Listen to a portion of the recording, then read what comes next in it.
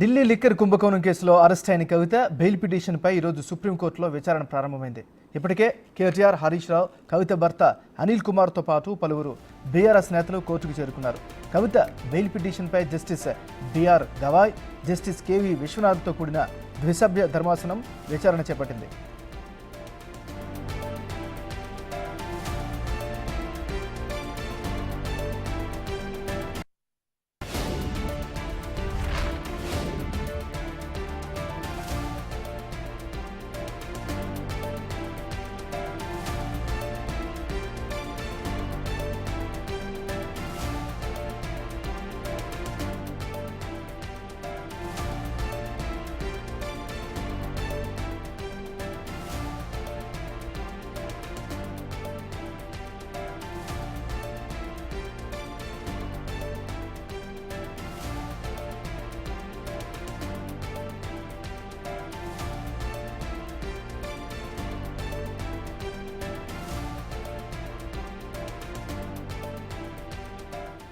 Delhi liquor కుంభకోణం కేసులో arrest అయిన కవిత బెయిల్ పిటిషన్పై సుప్రీంకోర్టులో విచారణ ప్రారంభమైంది.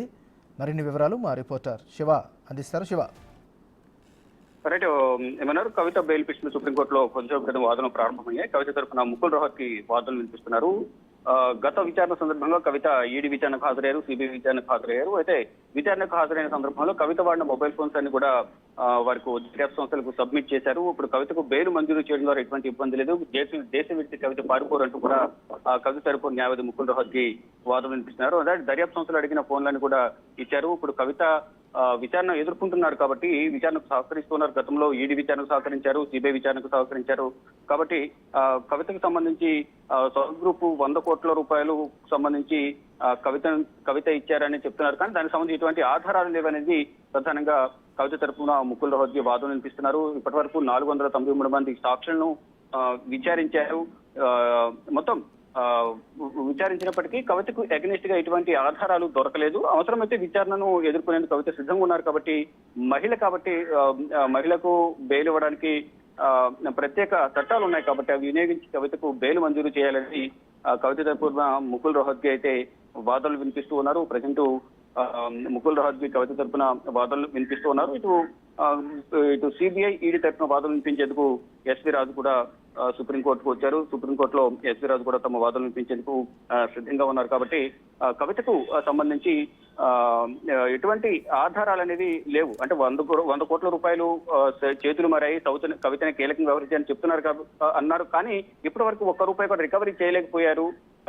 విచారణలో తీవ్ర ఆలస్యం జరుగుతుందంటూ కూడా ముకుల్ రోహత్కి తమ వాదనలు వినిపిస్తూ ఉన్నారు. మొత్తంగా చూసుకుంటే ఈ రోజు కవితకు బెయిల్ వస్తుందంటూ కూడా బీఆర్ఎస్ శ్రేణులు అయితే ఆశాభావం వ్యక్తం చేస్తున్నారు. దానిలో భాగంగానే బీఆర్ఎస్ నేతలు, అగ్రనేతలు కేటీఆర్, హరీష్ రావు, మాజీ మంత్రి వేముల ప్రశాంత్ రెడ్డి, కౌశిక్ రెడ్డి, ఇతర సీనియర్ నేతలందరూ కూడా సుప్రీంకోర్టుకు చేరుకున్నారు. ప్రజెంట్ ఇంకా విచారణ కొనసాగుతుంది. మధ్యాహ్నానికల్లా దీనికి సంబంధించి వాదనలు, ప్రతివాదనలు జరిగిన తర్వాత, అంటే ఈ సమయం అంటే ఒకరు ముందు ఈడీ ప్రజెంట్ కవిత తరపున న్యాయవాది వాదనలు వినిపించారు కాబట్టి తర్వాత కౌంటర్ వాదన అనేది ఈడీ, సిబిఐ కూడా వాదనలు వినిపించాల్సి ఉంటుంది. ఒకవేళ సమయం సరిపోకపోతే అంటే ఈ కోర్టు సమయం ముగిసే వరకు కూడా వాదనలు కొనసాగితే మాత్రం మధ్యలో లంచ్ బ్రేక్ ఉంటుంది. లంచ్ బ్రేక్ తర్వాత మళ్ళీ 2 గంటలకు కోర్టు స్టార్ట్ అవుతుంది.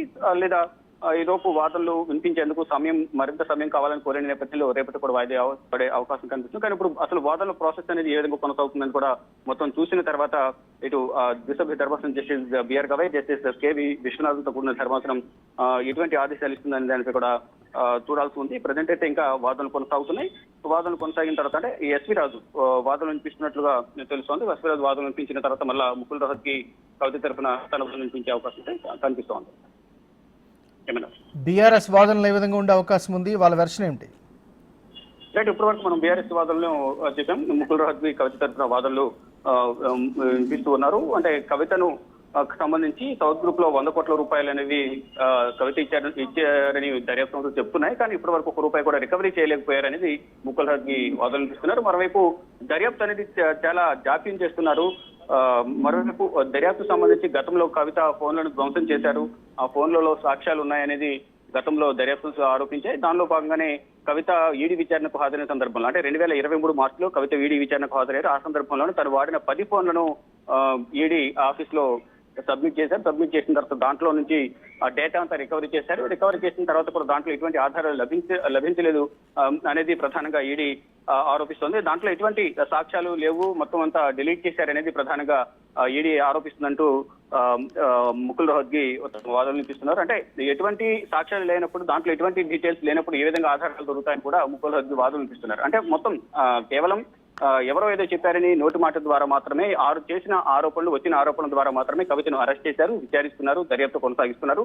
ఈ దర్యాప్తులో ఆలస్యం చేస్తున్నారు అనేది ప్రధానంగా ముకుల్ రోహత్గి వాదనలు వినిపిస్తున్నారు. కవితకు బెయిల్ మంజూరు చేయడం ద్వారా, కవితకు అనారోగ్య సమస్యలు ఉన్నాయి, ఆ బెయిల్ మంజూరు చేయడం ద్వారా కవిత తెలంగాణలో ఉంటారు, తెలంగాణ దాటి ఎక్కడికి వెళ్లరు, దేశం విడిచి పారిపోరు, కాబట్టి కవితకు బెయిల్ మంజూరు చేయాలి అనేది ప్రధానంగా ముకుల్ రోహత్గి వాదనలు వినిపిస్తున్నారు. కానీ గత విచారణ సందర్భంగా గతంలో ఢిల్లీ హైకోర్టులోను, ట్రయల్ కోర్టులోను దర్యాప్తు సంస్థలు కూడా ఒకటే వాదనలు వినిపిస్తున్నారు. కవిత కీలకంగా ఉన్నారు, కవితకు ఇప్పుడు బెయిల్ మంజూరు చేయడం ద్వారా మొత్తం ఈ విచారణ అంతా కూడా నీరు కారే అవకాశం ఉంటుంది, మొత్తం సాక్ష్యాలను కూడా తారుమారు చేసే అవకాశం ఉంటుంది. సమాజంలో పలుకుబడి ఉన్న వ్యక్తి కాబట్టి కవితకు ఇప్పుడు బెయిల్ మంజూరు చేయొద్దు అనేది ప్రధానంగా వారు కూడా దర్యాప్తు సంస్థలు వాదనలు వినిపించే గతంలో ఈ నేపథ్యంలోనే కవిత వాదనలు ఏకీభవించిన ఢిల్లీ హైకోర్టు కానీ ఇటు ట్రయల్ కోర్టు, రెండు కోర్టులు కూడా కవిత బెయిల్ పిటిషన్ తిరస్కరించారు. ఈ రెండు కోర్టులు బెయిల్ పిటిషన్ తిరస్కరించిన నేపథ్యంలోనే కవిత సుప్రీంకోర్టును ఆశ్రయించారు. ఈ నేపథ్యంలోనే ఈ రోజు కవిత బెయిల్ పిటిషన్ పై విచారణ కొనసాగుతోంది. విచారణలో ఎటువంటి వాదనలు ఫైనల్ గా కోర్టు ఎవరి వాదనలు ఏకీభవిస్తుంది, ఎవరి వాదనలను పరిగణలోకి తీసుకుని కవితకు ఎటువంటి ఆదేశాలు ఇస్తారు కవిత బెయిల్ విషయంలో దానిపై కూడా అందరూ ఉత్కంఠగా ఎదురు చూస్తున్నారు. కవితకు ఈ రోజు బెయిల్ వస్తుందంటూ కూడా బీఆర్ఎస్ శ్రేణులు అయితే ఆశాభావం వ్యక్తం చేస్తున్నాయి. దానిలో భాగంగానే ఇటు అగ్రనేతలందరూ కూడా సుప్రీంకోర్టు ఆవరణకు చేస్తున్నారు. ఏమన్నారు? Thank you Shiva.